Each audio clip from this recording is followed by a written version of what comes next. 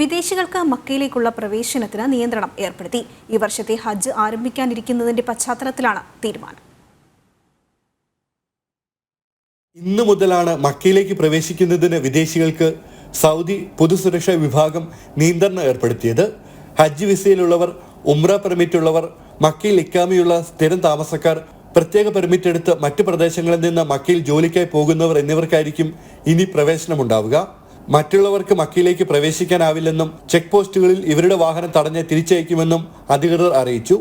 അതേസമയം ഹജ്ജ് സീസണിൽ ജോലി ചെയ്യുന്ന സൗദിയിലെ താമസക്കാർക്ക് മക്കയിലേക്ക് പ്രവേശിക്കുന്നതിനുള്ള പ്രവേശന പെർമിറ്റുകൾ ഇലക്ട്രോണിക്കായി നൽകുന്നതിന് അപേക്ഷകൾ പാസ്പോർട്ട് വകുപ്പ് സ്വീകരിച്ചു തുടങ്ങി. ഇതോടെ പാസ്പോർട്ട് ഓഫീസ് ആസ്ഥാനം സന്ദർശിക്കാതെ തന്നെ പ്രവേശന പെർമിറ്റ് നേടാനാകും. ഹജ്ജ് സീസണിനോടനുബന്ധിച്ച് മക്കയിലേക്കുള്ള അനധികൃത പ്രവേശനം തടയുന്നതിനും ഹജ്ജ് നടപടികൾ സുഗമമാക്കുന്നതിന്റെ ഭാഗമായാണ് ജോലിക്കാർക്ക് മക്കയിലേക്ക് പ്രവേശനത്തിന് പെർമിറ്റുകൾ അനുവദിക്കുന്നത്. ജനം, ദുബായ്.